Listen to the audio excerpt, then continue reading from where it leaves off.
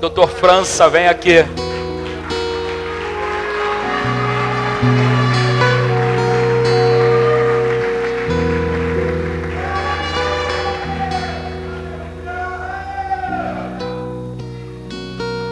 A gente já estava falando hoje cedo, né? Falei, meu filho, fica tranquilo, você já passou por isso. E é uma bênção nós podermos compartilhar aqui. Eu creio que o Eterno já ministrou na vida dele aquilo que tem que passar para cada um de nós aqui. E eu quero orar, entregando autoridade para o França como filho.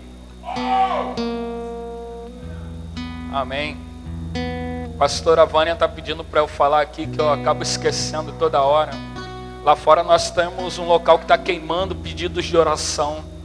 Aquilo que você precisa de oração, escreve no papel antes de você sair. Põe lá fora, nós estamos torrando os pedidos e todos os dias nós estamos tirando. Antes era lenha, agora é carvão. Nós estamos tirando carvão todo dia e botando carvão novo para pedidos novos.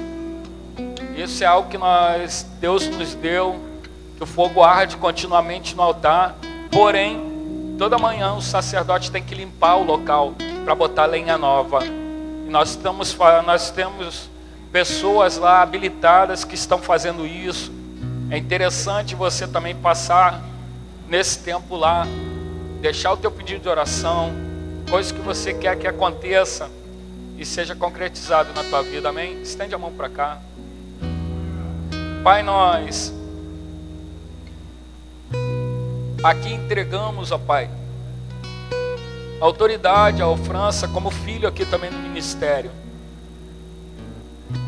Que nós como filhos também, ó Pai, não somos filhos egoístas. Somos filhos que sabemos dividir aquilo que o Pai deixa como herança para os filhos. Então esse local também aqui é dividido com um filho chamado França. Ó Pai, para que ele venha ser boca de Deus aqui nesse local, nessa noite. Muito obrigado, ó Papai, por esse tempo, em nome de Jesus. Amém e amém.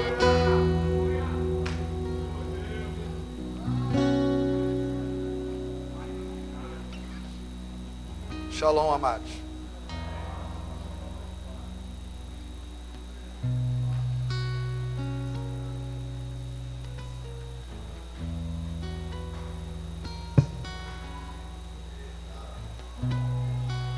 Eu estou tentando me recompor, porque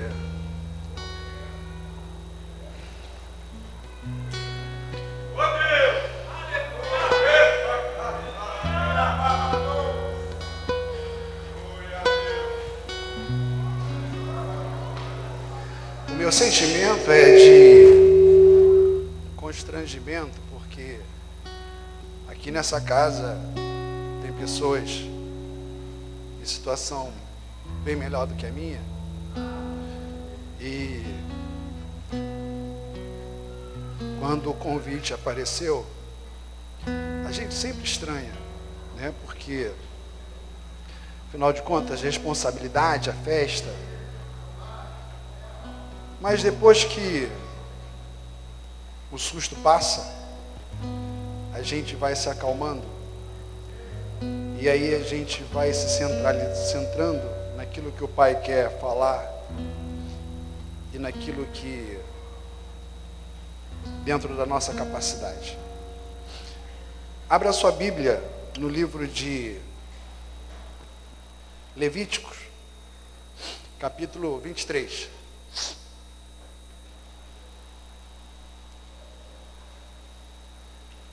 Enquanto você abre, e para tentar que eu me recomponha um pouco, quando me converti, eu me converti na Igreja Batista, na Ilha do Governador, na Igreja Batista do Tauá, né? Eu tinha 10 anos, por volta do ano de 81, 82, e eu me lembro que, talvez alguns dos irmãos lembram disso, nós fazíamos a leitura, acho que é responsiva, não é isso? Responsiva, né? O pastor lia o primeiro versículo, a igreja lia o segundo e assim por diante. Eu me enrolava todo, porque a tradução do irmão do lado era diferente da minha, eu não sabia se lia a minha ou se prestava atenção no irmão, acabava sendo uma confusão para mim. E aí, para eu conseguir ler, era mais ou menos assim: você dispara lendo o seu versículo, né, e o que der, deu, né, o que der, e aí o pastor ia e cantava o segundo. Então, aqui a gente não vai fazer a leitura responsiva, mas eu queria convidar vocês, só para que eu possa me centrar um pouquinho mais e pedir a ajuda dos irmãos. Vamos cantar um louvor responsivo, El, e você me ajuda, entendeu? Então a gente vai fazer o seguinte: eu canto a primeira frase, vocês cantam a segunda, eu a terceira, eu a quarta, e vamos ver se isso dá certo, em nome de Jesus, tá bom? Então vamos pegar um louvor que seja um pouco mais fácil, todo mundo conheça, e aí o pai vai tratando. Mas todo mundo conhece aquele louvor antigo, que fala assim, vamos ver se dá certo. Desculpa o tom, tá, irmãos? Eu sou adorador, não sou ministro de louvor, então você vai dar um desconto. Mas tem um louvor que fala assim: há um doce Espírito aqui. Não, eu agora vocês.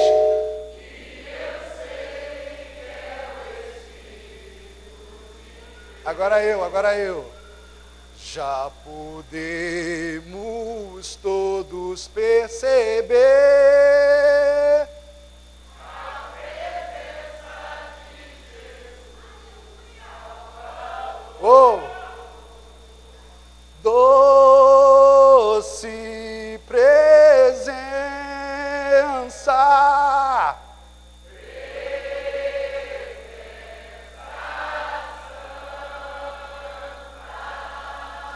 vem sobre nós,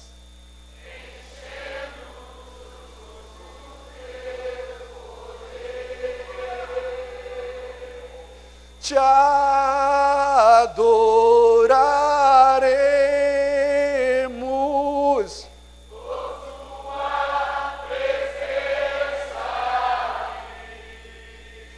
que nos renovará em nossos corações. E aí todo mundo junto: louvado seja o Senhor.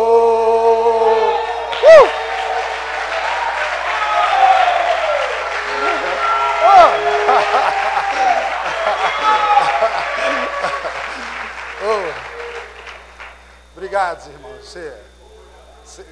Vocês deram uma moral para o pregador. Obrigado. Então vamos lá. Levítico, capítulo 23, versículo 39. A palavra de Deus diz assim: porém, aos 15 dias do mês 7º, quando tiverdes recolhido os produtos da terra, celebrareis a festa do Senhor por 7 dias. Ao primeiro dia e também ao 8º haverá descanso solene. No primeiro dia, tomareis para vós outros frutos de árvores formosas, ramos de palmeiras, ramos de árvores frondosas e salgueiros de ribeiros. E por 7 dias vos alegrareis perante o Senhor vosso Deus.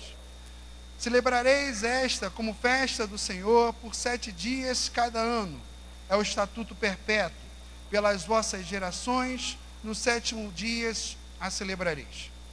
7 dias habitareis em tendas de ramos, todos os naturais de Israel habitarão em tendas, para que saibam as vossas gerações que eu fiz habitar os filhos de Israel em tendas, quando os tirei da terra do Egito, eu, o Senhor vosso Deus.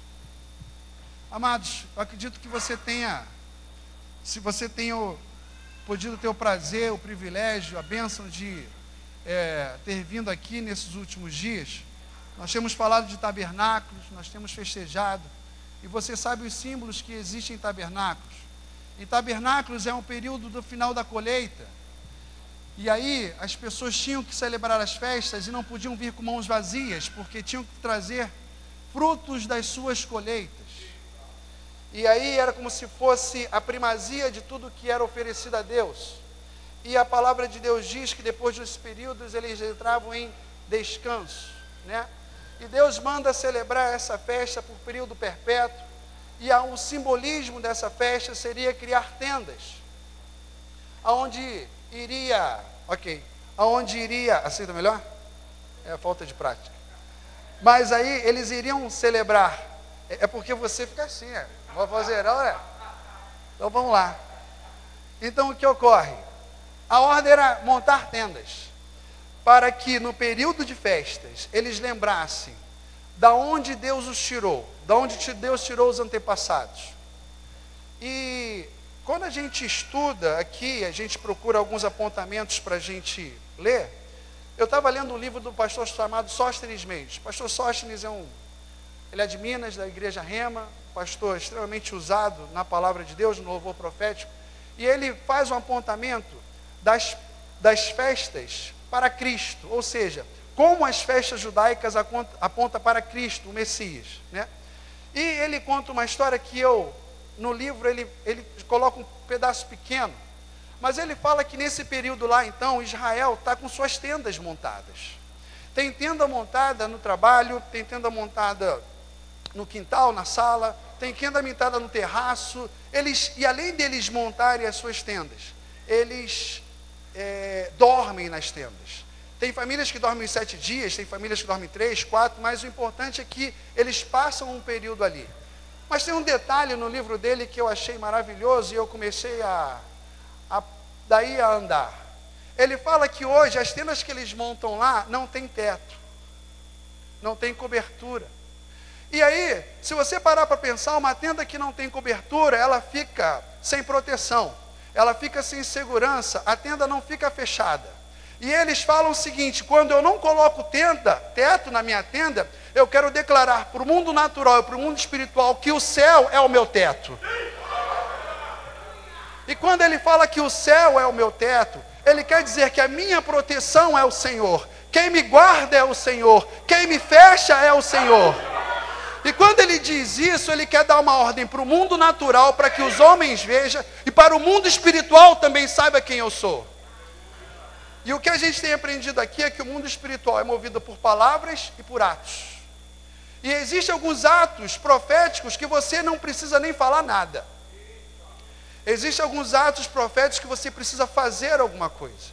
E quando você tira o teto da sua tenda, você está mostrando para o mundo espiritual em quem você conhece. Só que quando você tira o teto da sua tenda, irmãos, eu vejo como um ato de confiança. Eu tiro o teto e me coloco nas mãos de quem eu confio. Eu tiro o teto, só que a confiança chama uma outra coisa. A confiança chama entrega. E quando você se entrega, você não se entrega aos poucos, você não se entrega pela metade, você se entrega completamente. Porque você sabe quem está conhecendo, se você sabe quem está cuidando de você, você se entrega completamente. Só que ainda tem uma terceira coisa que veio à minha mente e começou a queimar o meu coração. Quando você se confia e você se entrega, você passa a depender do cuidador. E eu não sei se você já percebeu, nós temos uma facilidade muito grande de pegar independência em alguns assuntos. A gente entra na igreja, celebra um culto e você acha que o culto foi bom, porque o culto foi bom para você. Você nunca perguntou para Deus se foi bom para Ele. Você é um marido que você não se preocupa muito com o estado da sua esposa. Dependência. Ou então você é uma esposa que poderia fazer mais para o seu marido e não faz. Independência. Você é um pai que poderia passar mais tempo com seu filho. Eu falo isso porque eu tenho um filho. É independência. Porque eu peço para o meu Deus e falo assim: Senhor, o culto de domingo foi bom. E o Senhor, você estava lá? Estava, Senhor. Sento do lado aqui do Lucena à esquerda. E o Senhor responderia para ele: eu vi o Lucena. E do lado dele eu vi um homem que cumpriu um protocolo de ir a um culto domingo. Você está muito independente. E aí a gente precisa criar uma tenda como essa e falar: Senhor, me perdoa. E eu tiro o meu teto, Senhor, porque é sem querer, é de forma sutil. Vai entrando, vai entrando, vai entrando. Então aqui eu queria fazer um primeiro ato profético, com palavras. Eu quero me arrepender da independência que sutilmente entrou. Mas eu quero declarar completamente a minha dependência do Senhor. E quando eu declaro a minha dependência dEle, eu olho para as coisas que me assolam e falo: pode ficar aí, porque quem está aqui comigo é o meu Senhor. E pai sabe cuidar de filho. Olha, Deus, estou no teu altar, hein, Pai. E tu sabes que eu não subiria aqui brincando. E eu quero, Senhor, publicamente declarar a minha dependência de Ti em nome de todos. Senhor, dependemos de Ti. Não dependemos do sol ou da lua, Senhor. Não dependemos de um lugar chamado empresa ou de um lugar chamado hospital. Mas queremos depender apenas das Tuas mãos, Senhor. Apenas das Tuas mãos, Senhor. Porque o médico pode ter dado um laudo, Deus, mas o laudo certo vem de Tuas bocas, Senhor. Porque a empresa pode ter fechado as portas para mim, Senhor, mas abre os meus olhos para ver o Teu caminho. Pai amado, Pai bendito, que o mundo espiritual hoje, Senhor, grave o rosto de cada um aqui hoje, porque tem um povo, Senhor, declarando: nós dependemos de Jesus Cristo. Oh, Senhor, glória a Deus.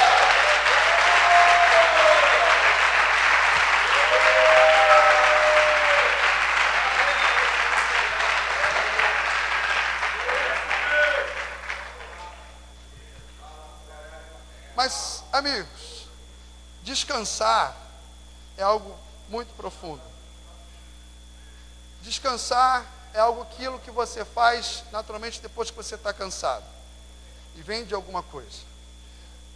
Descansar depois que você paga contas, depois que você paga as coisas, isso não é descanso, é gratidão. Você tem que ser grato porque Deus te deu provisão para você pagar as contas. Mas o descanso é quando você olha para as coisas ao seu redor e você vê coisas cuja solução não estão ao seu alcance. Isso é descansar. E eu vou dar um exemplo para você. Meu filho, Daniel, eu moro perto da minha sogra, moro perto da minha mãe. Quando eu e minha esposa precisamos sair, a gente deixa o Daniel com ela, ou com uma das duas, e a gente sai descansado, porque a gente não tem dúvida de que Daniel vai ser bem tratado. Eu não preciso ligar para minha sogra para dizer que é hora do almoço, dar banho, né? Porque eu não gosto de dar banho nessa fase, né? Mas eu não preciso disso, porque eu sei que vai ser bem cuidado. Aliás, eu tenho que até tomar um cuidado para não ser cuidado demais. Então eu vou descansado. Eu não preciso ficar preocupado com um garoto de 10 anos. Mas só que tem uma seguinte situação. Se eu deixo o Daniel na casa dela com febre, Daniel está com febre, deixo na casa dela, eu sei que ela vai cuidar dele. Eu sei que ela vai dar os remédios no horário certo. Mas a minha sogra não pode tirar a febre dele. A minha sogra não pode fazer alguma coisa que passe a febre. O que eu quero dizer? Eu quero dizer que quando a gente tira a tenda, o teto de uma tenda, a gente fica exposto. A gente fica exposto a um dia mais de sol, a gente fica exposto a um dia mais de chuva. O fato de você tirar o teto da sua tenda não quer dizer que problemas não virão sobre o seu arraial, sobre sua casa, sobre sua empresa. Até porque em Efésios 6,12, a palavra de Deus diz o quê? Nesse mundo tereis aflições, mas tem de bom ânimo, porque eu venci o mundo. E se eu venci o mundo, você também vai vencer sem o teto da sua tenda. Mas nós precisamos ter uma consciência, eu não estou aqui para brincar com você. Vamos ter aflições, vamos estar expostos. Mas no momento em que nós estamos expostos, quando conhecemos a palavra, nós nos fortalecemos. Abra a sua Bíblia lá em 2 Coríntios, capítulo 4, versículo 8.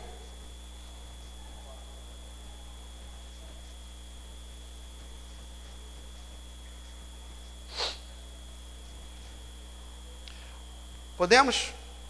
A palavra de Deus diz assim, versículo 8. Em tudo somos atribulados, porém não angustiados, perplexos, porém não desanimados, perseguidos, porém não desamparados. Até aqui.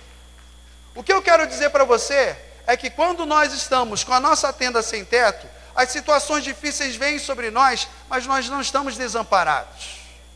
Existe alguém que está comigo. O problema é que quando nós paramos para ficar olhando apenas as aflições, a gente perde a noção de quem está ao nosso lado. E aí agora eu queria que você abrisse mais uma vez a sua Bíblia, lá em deixa eu pegar uma cola aqui, Isaías capítulo 8, versículo Perdão, irmão, desculpa, é 28. Capítulo 28. Amém? Sabendo que eu estou acompanhado por alguém, a palavra de Deus diz assim: ao qual ele disse, esse é o descanso, dai descanso ao cansado. Na minha palavra, essa palavra descanso quer dizer menuchá. É uma palavra hebraica. Oi? Isaías 28, 12. Ah, eu não falei? Ah, perdão, desculpa. Então, Isaías 28, 12. Obrigado, Fábio. Isaías 28, 12 diz assim: ao qual ele disse, esse é o descanso, dai descanso ao cansado. Até aqui. E o que eu quero trazer para nós? Essa palavra descanso que está aqui, ela vem do original hebraico chamado menuchá. Menuchá, só para você ter uma ideia de como se escreve, é igual ao menu de cardápio, menu, né? Coloca a palavra chá, bebida chá, e a letra C no final, menuchá. Menuchá na palavra de Deus quer dizer lugar preparado de descanso, lugar preparado de alívio, lugar preparado de consolo. O que eu quero dizer para você e para mim até aqui, é que mesmo que você tire a tenda da sua teta e venha aflições, existe um lugar de consolo, existe um lugar preparado para você, para que você não passe pelas aflições como o ímpio passa. Mas o legal é você ter a consciência desse lugar. O legal é você saber que Deus preparou esse lugar para você. Por quê? Porque quando você tem essa noção de uma menuchá para a sua vida, você tem dois sentidos quando você está na menuchá. Ou Deus vai livrar você da aflição, ou Deus vai fazer você passar pela aflição, mas você vai passar junto com Ele. Porque você está num lugar chamado menuchá. E aí eu quero te contar uma experiência minha. Em maio agora, desse ano, a minha mãe, de repente, começou com um sangramento estranho pelo ânus, e procurando médicos para encurtar a história, foi diagnosticado câncer na minha mãe. E uma senhora já de 68 anos, fomos aos médicos, acionamos a família, avisamos tudo o que estava acontecendo. E eu me lembro de um dia que eu estava com ela no médico, e eu pedi assim para ela: doutor, você pode me dar um quadro geral da situação da minha mãe? Ele: claro, a sua mãe está com um tumor cancerígeno de 7 centímetros no intestino, já está fechando o canal do reto, temos que operar, porque se fechar o canal pode ter uma infecção generalizada. Ela é uma senhora de 68 anos, corre risco na operação, e dando tudo certo, nós vamos botar uma bolsa de colostomia. Essa bolsa vai ficar definitivo ou vai ser provisório. E se provisório, mas vai ser por alguns meses, né? A minha mãe ficou muito chateada por causa da bolsa. Minha mãe foi enfermeira, sabe como é que é incômodo, mas mesmo assim ela passou. O fato é que minha mãe, encarando essa situação, em nenhum momento ela chorou, em nenhum momento ela lamentou, porque a minha mãe encontrou a menuchá. E o curioso é que meus parentes, pessoas em Cristo, homens e mulheres de Deus, ligavam para mim e perguntavam assim: a sua mãe tem consciência do que ela está passando? Ah, mas por quê? Porque existe na psicologia uma situação de que a pessoa não encara o fato quando é muito grave. Então eu acho que a sua mãe não está atento à realidade das coisas. Amados, nós evangélicos ou cristãos, somos tão desacostumados a estar na menuchá, que quando um entra na menuchá, o outro não reconhece. Porque quando você tem a noção da menuchá, você não olha para a sua doença, você olha para quem é o teu Deus. E houve um fato, e a minha mãe falava o seguinte: eu sei que eu tenho é grave, eu sei que, nós sabíamos que era maligno, mas ela falava: eu confio no meu Deus. E teve um fato que foi para mim muito curioso, foi tipo o selo de Deus nesse controle, porque a minha mãe internou no domingo, uma cirurgia de 6 horas na segunda-feira, e eu estive no hospital, mas não estive com ela, eu a vi de longe, e ela tinha saído da sala cirúrgica, foi para uma sala pós-cirúrgica, e depois ia para a sala de anestesia, e eu vi a minha mãe de longe, assim, não estive com ela, só estive com ela na terça-noite. E a minha mãe me contou uma história que Deus é maravilhoso. Ela conta a história que ela estava na sala do pós-cirúrgico, quando uma enfermeira pergunta para outra assim: qual é o leito da Dona Maria das Dores? Aí a outra responde: é o leito do 903. Aí a enfermeira: não, tem alguma coisa errada. Por quê? Porque o leito 903 está a mãe da comandante fulana. Aí a outra pergunta: e qual é qual é a patente do titular da Dona Maria das Dores? Meu pai, os meus pais são separados. A titular dele é cabo. Aí a enfermeira: ih. E a minha mãe, escutando aquilo ali, deixou passar, né? Não podia fazer nada. E no dia seguinte, entra uma sargento e pergunta assim para a enfermeira: quem é a Dona Maria das Dores? Que é aquela senhora ali naquele leito.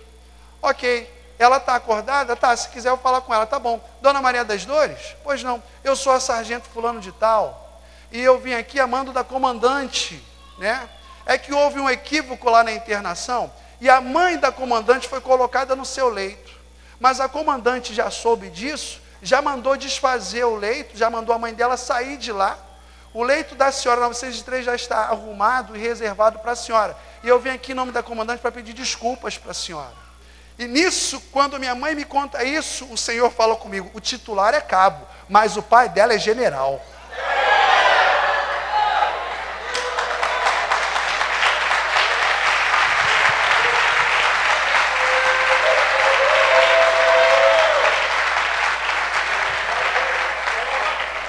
Quando você entende o tamanho do seu Deus, quando você entende a patente do seu pai, você não tem guerra que vai perder.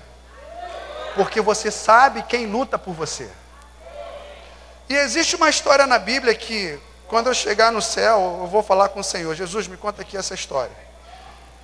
Está lá em Mateus 8:25. Você não precisa ir lá não, eu vou te contar. É aquela história em que Jesus está com os discípulos no barco, e o barco está sendo assolado por uma tempestade. E aí eu fico imaginando os discípulos. Irmãos, olha só, nem todos eram pescadores, ok? Nem todos sabiam lidar com o barco, nem todos sabiam lidar com tempestades. E eu fico imaginando, e me emociona ainda quando eu lembro de Israel, porque nós tivemos a graça de ir no Mar da Galileia. E no Mar da Galileia, você andando de barco no Mar da Galileia, não tem como o Espírito Santo vir e não falar com você. E eu lembro de uma hora que o grupo estava assim na frente do barco, louvando, adorando, e eu pedi licença e fui para fundo do barco. E lá no fundo do barco eu olhava assim para um lado e ficava tentando imaginar as coisas que Jesus tinha passado ali naquele lugar. E eu lembrei desse fato aqui, dos homens numa tempestade, à noite, numa tempestade, tentando controlar o barco. E eu fico imaginando Pedro, por ser um pescador, controlando o leme, Tiago controlando as velas, mas de repente fala para um Tomé, Tomé, tira a água do barco. E aí Tomé fala assim: eu estou segurando o Judas que está com medo. E aí fica um de um lado, de um para o outro, de um lado, de um para o outro, quando de repente, Jesus está dormindo. E aí, se você parar para ver os evangelhos, né, e isso está no Mateus, quando alguém chega lá e fala o seguinte: Jesus, acorda. E aí ele fala no sentido como se ele tivesse, desculpa a interpretação, mas como se ele estivesse prestando contas ao ser do tipo: a gente está aqui morrendo, você dormindo? Não te importa que perecemos, nós, os teus discípulos, nós que te ajudamos, nós. E aí, a gente sempre dá ênfase que Jesus levanta, abaixa, né, acalma a tempestade. Mas Jesus está mostrando aqui que já aqui ele vivia na Menuchá. Ele está mostrando aqui que mesmo numa tempestade, tem como eu e você dormirmos. E se alguns dos discípulos estivessem ali, atentos àquilo ali, um Pedro ou qualquer um, ia largar o leme e ia falar assim: aí Jesus, me dá um pedacinho desse travesseiro mágico aí, porque eu também quero deitar nessa tempestade. Jesus ia chegar e falar assim: é claro, chega aí, deita aí, porque aqui é a Menuchá que eu preparei para mim e para você. Então, em nome de Jesus, levanta a tua mão, levanta Jesus. Aliás, abaixe sua mão. Você vai se cansar. Lembra agora, eu quero que você lembre agora, o que te tira a paz, meu irmão? O que quando você pensa, você não consegue nem continuar meditando? Amém, irmão? Então olha só, eu quero dizer para você, que existe paz na dívida que você tem, porque depois quando você tiver paz na dívida, Deus vai te prosperar. Mas enquanto você olhar para a dívida, Enquanto você olhar para o problema, enquanto você olhar para a sua posição no seu trabalho, e isso tirar a sua paz, não tem. Porque essa é a diferença que existe entre nós e o ímpio. E o ímpio fala assim para você: como é que você aguenta isso? Aí você vai responder a partir de hoje: menos chá. E aí, o ímpio vai perguntar assim para você: como é que você aguenta essa pressão? Você vai responder: menos chá. Ele não vai entender nada, mas o mundo espiritual vai entender.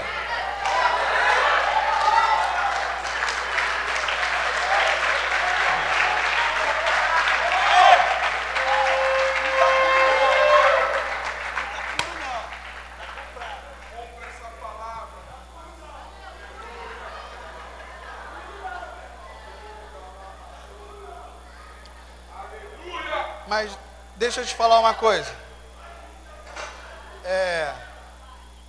O mundo espiritual é sutil, irmãos.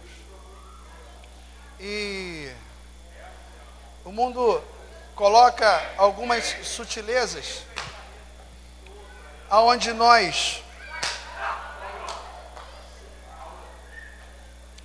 mundo espiritual coloca algumas sutilezas que nós, se não prestarmos atenção, a gente acaba colocando o nosso descanso.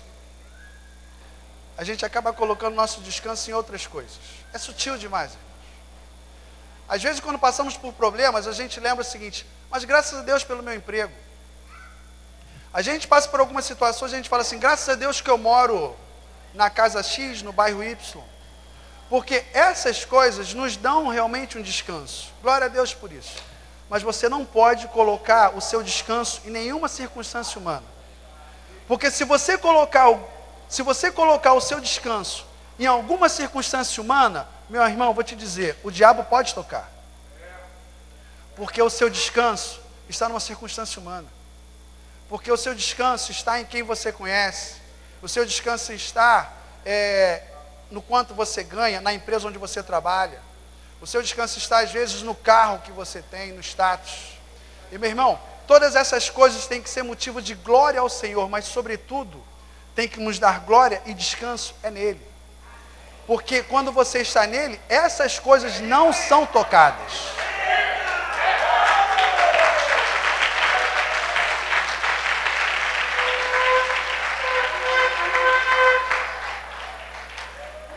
E eu vou te dizer uma coisa: quando você coloca o seu descanso em Cristo, você tem a menos chá, você confia. Mas quando você coloca o seu descanso nas coisas do mundo, você tem medo. E você tem o medo de perder. E você, quando tem o medo de perder, irmãos, pode vir um apóstolo, pode vir um profeta, você não vai acreditar na palavra que vem. Porque você vai acreditar naquilo que você tem. Então, amados, o que eu queria dizer para você até agora é: Deus está colocando diante de mim e de você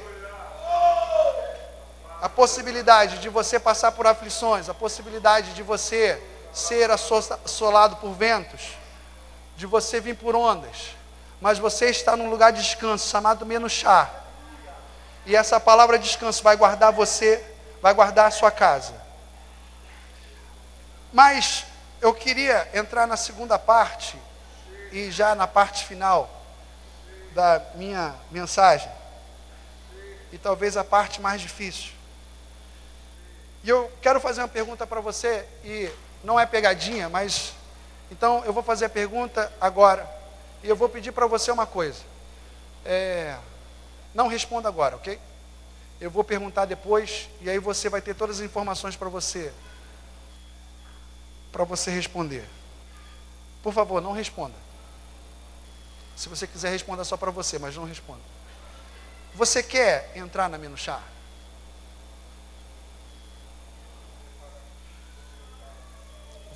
Irmão, você quer entrar na menos chá do Senhor? Irmãos, você quer entrar na menos chá? Porque se você quiser entrar nesse caminho e tirar o teto para o mundo espiritual ver, você tem que considerar a possibilidade de algumas coisas você perder na sua vida. Você tem que considerar a possibilidade de você ficar, às vezes, numa situação complicada, uma situação ruim. porque é o Senhor que está tirando. É o Senhor que está tocando. A palavra de Deus diz em Isaías, se não me engano, 55, que o caminho de Deus são mais altos. E os pensamentos do Senhor também são por demais elevados. A gente não tem como entender o processo que Deus faz na nossa vida, porque para nós entendermos, nós teríamos que nos elevar até o Senhor, e nesse corpo nós não vamos conseguir. Ou então o Senhor teria que sair do seu nível para chegar ao nosso, e isso também não vai acontecer. A palavra de Deus diz que Ele habita em luz inacessível. E às vezes a gente se pergunta por que algumas coisas acontecem na minha vida, na sua vida. E aí, olhando para alguns irmãos da palavra de Deus, a gente vê que alguns irmãos perderam. Eu fico imaginando Isaías, profeta do Senhor, respeitado. E o Senhor chega para Isaías: Isaías, filho meu, e ele diz: eis-me aqui, Senhor. Isaías, quero te usar. Eis-me aqui, Senhor. Tenho uma tarefa para você. Fala, Deus. Você tem um nome na cidade. Sim, Deus. Hoje você vai tirar a sua roupa e você vai andar nu na cidade. E talvez ficou imaginando, viajando: Senhor, então tá, eu tiro o talite e ando pela cidade. Não, Isaías. É o talite, também a túnica. Talite e túnica, Senhor. A palavra de Deus diz que ele não deu uma volta na cidade. A palavra de Deus diz que ele andou quantos anos? Se eu não me engano, 3 anos. Amados, quando eu entrei aqui para a igreja há 4, 5 anos atrás, eu participei de um ato profético de que eu raspei a cabeça, junto com alguns irmãos. Os meus amigos evangélicos olhavam assim para mim, eu apenas raspei a cabeça, irmãos, né? Num voto que nós fizemos aqui, e alguns amigos meus, na minha frente, eles não falavam nada, mas por trás de mim, me chamavam de fanático, talvez não entendendo, um ato desnecessário, porque nós estamos sobre a nova aliança. E aí, um deles conversando comigo, tempos depois, eu falei assim: rapaz, o Senhor está me pedindo umas coisas estranhas. Aí ele falou: desde que não seja raspar a cabeça de novo, tudo bem. Então a gente não entende os atos proféticos que o Senhor nos manda. E aí eu fico imaginando qual é o nome de Isaías depois que ele anda nu pela cidade. E aí tem uma outra situação: Oséias, quero falar contigo. Fala, Senhor, Oséias, você vai casar. Ô, Senhor, já não era sem tempo, hein, Senhor? Amém, Jesus. E aí, onde é que está a varoa? Onde é que está a mulher, Senhor? Coluna de fogo, sapatinho. Oséias, conhece ali a rua escura? Sem número? Conheço. Conhece uma meretriz? Meretriz, Senhor? É, prostituta. Ah, ok, Senhor. Então ela vai se arrepender e casa. Não. Você vai lá, casa-se com uma prostituta. Vai ter filhos com ela. Ela vai te trair. Você vai trazer ela de volta. E você vai ter filhos com ela de novo, porque eu vou te usar, Oséias. E eu te pergunto, imagina os irmãos lá em Israel, vamos fazer um culto no lar? Bora, vamos lá, vamos chamar aqui Isaías? Isaías não. Isaías ficou maluco. Isaías está andando nu por aí, Isaías não. Então chama o profeta Oséias. Oséias está andando com prostituta, Oséias também não. Um perde o nome e o outro perde a dignidade. Então vamos falar de Daniel. Daniel, um assessor do rei, um homem com influência no governo. E aí Daniel se separa 3 vezes ao dia para orar, até que os seus inimigos armam para Daniel. Fazem um decreto onde o rei, mal assessorado, assina o decreto, onde num período só se poderia orar ao rei. Daniel tem conhecimento do decreto. E Daniel fala o seguinte: Daniel vai orar porque ele determina: nenhum decreto de homem vai me separar do meu Deus. E aí Daniel vai orar. E aí Daniel é pego em flagrante delito, como a gente chama aqui hoje, e aí o rei é obrigado a cumprir o seu decreto. Irmãos, fala comigo, você acha que Daniel fez isso sabendo que Deus ia mandar um anjo livrando ele? Ou você acha que ele admitiu a perda, a possibilidade de perder a vida, mas por incumprimento de uma fidelidade de um relacionamento que ele tinha com Deus? Porque tem algumas pessoas que não admitiram fazer isso. Sansão é um deles. Sansão não admitiu perder. Talvez eu fique imaginando que Sansão fosse levantado como um dos principais juízes do povo de Israel, porque Deus dá para ele Deus dá para Sansão uma unção que não deu para ninguém. Mas o pastor Jorge Linhares tem um título falando de Sansão, que o título do livro resume tudo: de herói, de príncipe a palhaço. E você vê, por quê? Porque Sansão resolveu não perder a vontade da sua carne. O quê? E aí Sansão começa a descumprir os votos do Nazireu um a um.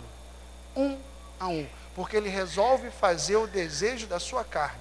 Quer falar de Ananias e Safira? Que vendem um bem e resolvem não perder e entregar tudo como todos faziam e perderam a vida?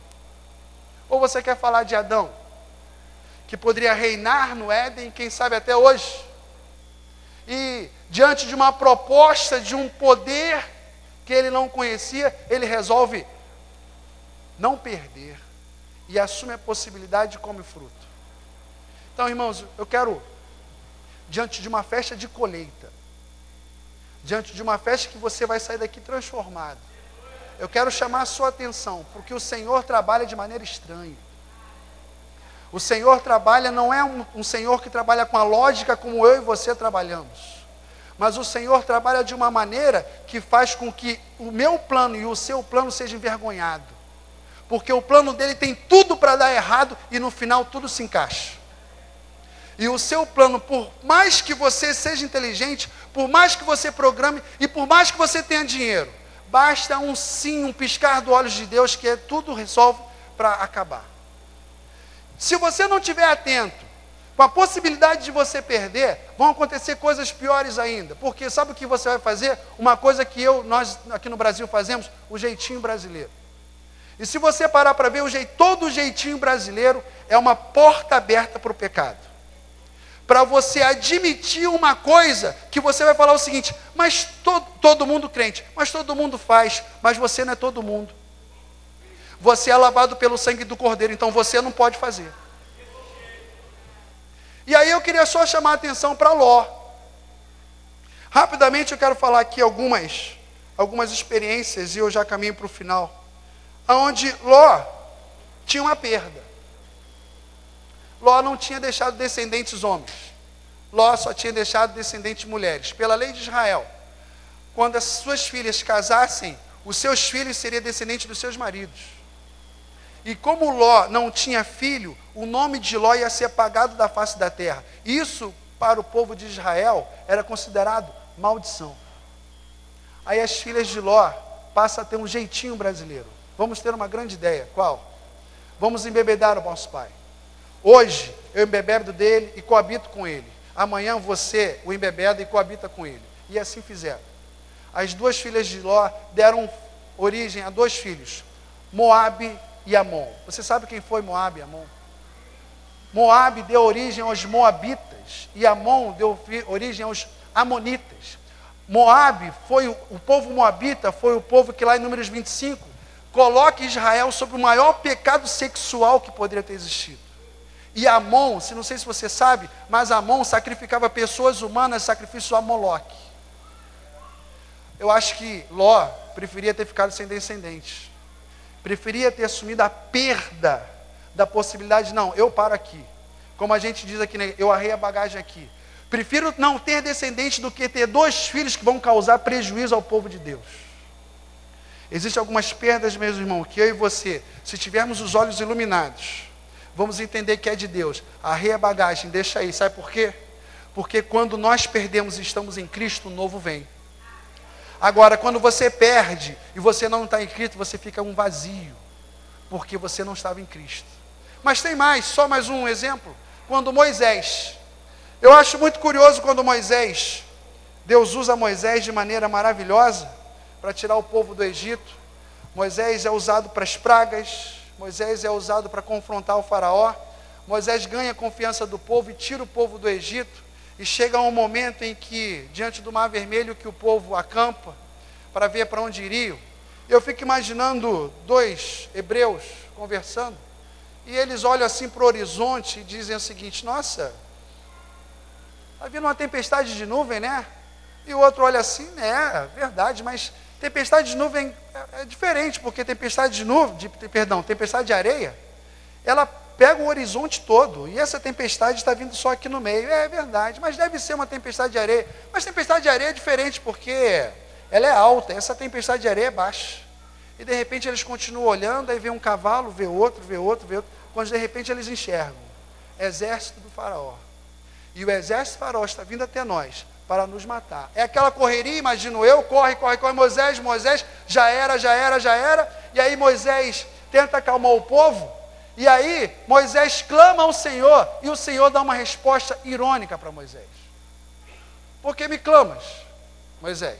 E aí, se eu fosse Moisés, é uma pretensão, né? Mas se eu fosse Moisés, eu diria assim: como porque eu te clamo? Não está vendo que o povo está sem saída? Não tem saída para a esquerda, para a direita. O único caminho que dá para voltar foi o que nós viemos.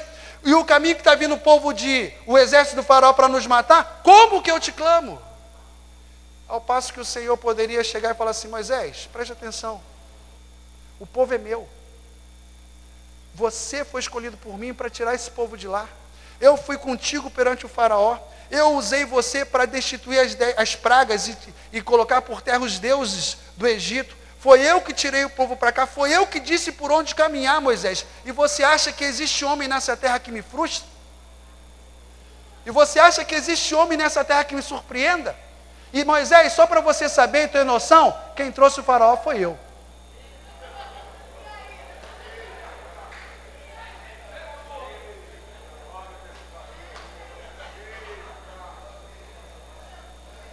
E eu fico imaginando, é só imaginação, se Moisés tivesse a menos chá. Se tivesse a menos chá, se eu fosse Moisés nessa situação, eu também oraria. Senhor! E aí Deus fala: Moisés, tu és maravilhoso, tu és perfeito, tu és grande.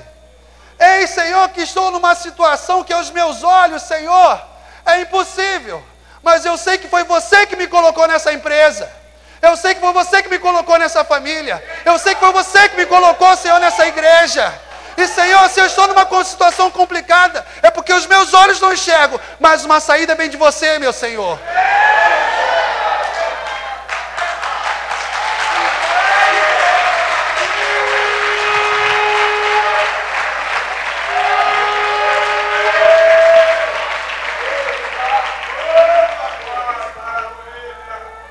E aí o Senhor, gostei, Moisés, boa, toca a água aí. E aí Moisés tocaria. Mas Moisés aprende a lição. E eu acho lindo o relacionamento. Eu não consigo entender ainda. Desculpa as minhas falas, irmãos. Sou irmão como você. Não dá para entender alguns relacionamentos. E um dos relacionamentos que eu acho curioso é o relacionamento de Moisés com Deus.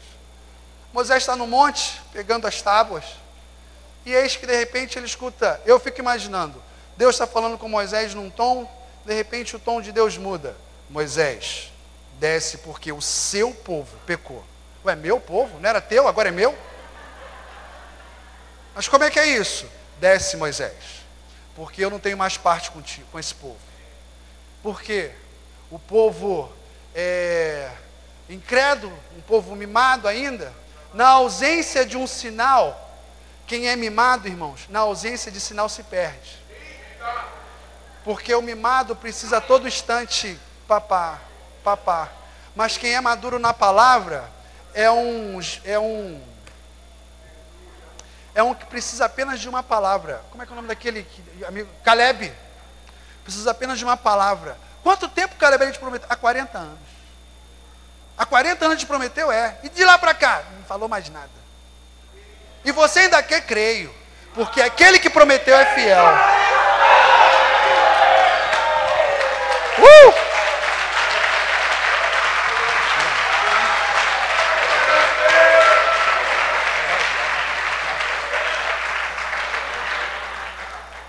E aí, amados, Deus fala com Moisés, o povo pecou, e o povo fez o único pecado que eu abomino, Moisés: idolatria. Desce, Moisés, e se você parar para ler a Bíblia, ele fala o seguinte: desce, destruirei o povo, e de ti começarei uma nova nação. Deus faz para Moisés a mesma promessa que ele fez para Abraão. E aí Moisés começa: como assim, Senhor? Não pode fazer isso? Como é que alguém vai dizer para Deus que ele não pode fazer isso? Tu não pode fazer isso, Senhor? Porque imagina aí, Moisés começa, imagina, olha só, você tirou o povo do Egito, e o que os outros povos vão dizer de você que tirou do Egito para matar no deserto? Não pode fazer isso não. E outra coisa, Você prometeu para Abraão, Isaac e Jacó. E aí, como é que vai ficar a tua palavra? Aí, e outra coisa, se tirar o povo, me tira também. E aí, na minha imaginação, Deus fala o seguinte: não posso mais, porque além dele ter razão, porque eu prometi aos patriarcas, se eu tirar o povo, eu vou tirar ele também. Mas ele não pecou. E aí, mais uma vez, por causa de uma nação se salva. Porque como nós ouvimos, existe batalhas, meu irmão, de um exército de um lado e exército do outro. Mas só quem luta é um. Talvez a situação da sua casa vá se resolver porque só precisa da sua oração. Então, para de ficar pedindo oração para os outros. E aí, Deus realmente atende Moisés e fala assim: ok, Moisés, eu não vou destruir o povo não. Mas olha só, eu não vou mais. Eu estou fora. Com esse povo aí eu não tenho mais parte não. Vou colocar o meu anjo. O meu anjo vai te dar descanso e o meu anjo vai te dar livramento. E Moisés: como assim o teu anjo? Que negócio é esse do teu anjo? O meu anjo vai chegar com você e vai cumprir a minha promessa, vai colocar o povo na terra, e eu vou ter cumprido a minha promessa com Abraão, Isaac e Jacó. O meu anjo segue com você, eu não vou mais. E aí Moisés chega: mas Senhor, o meu negócio não é com o anjo, o meu negócio é contigo. Senhor, foi você que fez a sarça arder. Senhor, é com você que eu falo. Senhor, então vamos fazer o seguinte: não tem anjo e não tem terra prometida, porque se você não for, não me faz sair do deserto. Sabe o que Moisés mostra? Que ele sabe perder a terra prometida, porque terra prometida sem Deus não é nada. Agora, deserto com Deus é Éden, meu irmão, em nome de Jesus. E aí ele aprende lá o que ele viu lá atrás no povo do Egito. Amados, tem perdas que eu e você precisamos saber vivê-las, porque são perdas que vêm de Deus. Eu repito, são coisas que têm que sair da sua mão para vir o novo, mas você não pode reter. E por último, irmãos, é uma perda que toca meu coração, que é a perda do próprio Jesus. Nós estivemos no monte onde Jesus fez a oração do Getsemane. E eu queria ter trazido essa foto, mas não ia ficar legal. De uma outra vez eu trago. E é quando Jesus chega no Getsemane sozinho, porque os que ele trouxe com ele não estava com ele. E Jesus pede para o Pai: Pai, passa de mim esse cálice. Eu estava vendo uma pregação de um pastor, que o pastor atualizou essa oração. Que Jesus, se orasse hoje, Jesus teria falado assim: Senhor, você tem um plano B? Porque o plano A é pesado demais para mim. Eu já estou sentindo a sombra da cruz. Eu já estou sentindo o peso das trevas. Senhor, Pai, você tem um plano B? Mas se não tiver, eu aceito perder. E eu fico imaginando o coração do pai respondendo: filho, eu não tenho plano B. Esse é o plano A, é o único plano que eu tenho. Eu fico imaginando Jesus então pedindo mais uma vez: Senhor, Pai, então vem comigo, passa comigo essa situação. E Deus: filho, eu não posso, porque quando você estiver lá, você vai ter o pecado do França, e eu não posso ter parte contigo, porque você vai estar carregando os pecados dele, você vai estar carregando o pecado das igrejas, o pecado dos meus filhos, você vai estar sozinho nessa. E aí você entende por que Jesus fala: por que me abandonaste? Por que me desamparaste? Mas filho, tem uma coisa boa. Pai, o quê? É que eu vou trazer você com 3 dias, e quando eu trouxer você, eu vou trazer o França, eu vou trazer o Brasil, eu vou trazer a minha noiva, eu vou trazer a minha casa, eu vou trazer os filhos que, como você, eu sinto falta. Eu sinto falta da comunhão com os meus filhos. Filho, você aceita perder? E aí Jesus: Pai, faz de mim o que tu quiseres. Amados, se você se conscientizar que existem algumas coisas que você tem que perder, faz o seguinte: Para de pedir para você parar de perder e aceita o que Jesus já decidiu sobre a tua vida. Não se detenha ao que os teus olhos veem, porque o Senhor tem muito mais para você. Abaixe sua cabeça e feche seus olhos.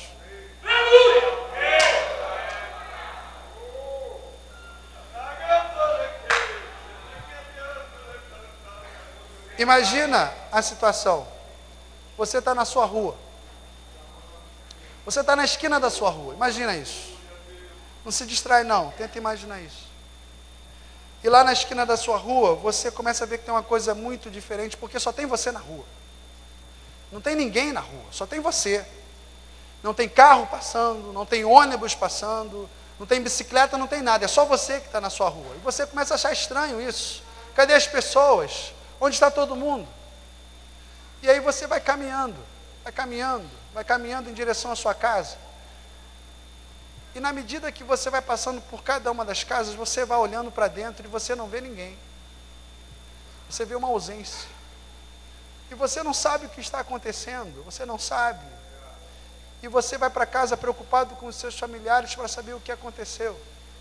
E quando você chega na frente da sua casa, você entra e vê que a porta da sala está entreaberta. Não é normal isso, porta de casa fica fechada. E aí você vai abrindo devagar, e eis que de repente no meio da sala você enxerga quem? Jesus. Jesus está lá te esperando. Você abraça Jesus, você aperta Jesus, e Jesus fala assim para mim, para você: antes que eu te formasse no ventre materno, eu te conheci. E antes que saísse da madre, eu te consagrei e te constituí profeta entre as nações. Não tema diante deles, porque eu sou contigo para te livrar, diz o Senhor. Pai amado e bendito, Tu és um Deus de misericórdia, Senhor. Tu és um Deus de mistérios. Porque Tu usas um vaso para abençoar o Teu arraial. Pai amado e bendito, que a partir de hoje, não só por palavras, mas que cada um saia com essa palavra, Senhor, não só gravada, mas tatuada na sua memória e no seu coração. E toda vez que o inimigo, Senhor, se levantar com alguma situação para tirar a nossa paz, que a gente lembre, Senhor, que hoje nós fomos colocados num lugar chamado Menuchá. Que o inimigo que se levanta para tirar a nossa paz vai embora envergonhado, Senhor, porque o que ele levanta, porque o que ele traz, porque o que vem com ele vai embora, Senhor, rastejando envergonhado. Não, Senhor, por força da palavra de um homem, mas por causa da palavra do Senhor dos Exércitos, porque nós estamos, Senhor, em tabernáculos, e em tabernáculos os nossos celeiros estão cheios, para a honra e glória do Teu santo nome. Amém, Senhor.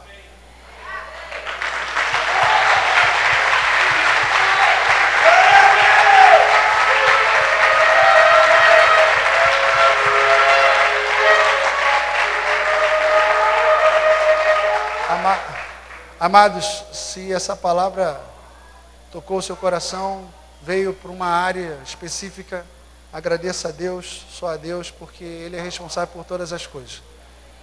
Se você lembrar de mim nas suas orações, se eu continuar debaixo das asas, eu já vou estar muito, muito, muito satisfeito. Amém.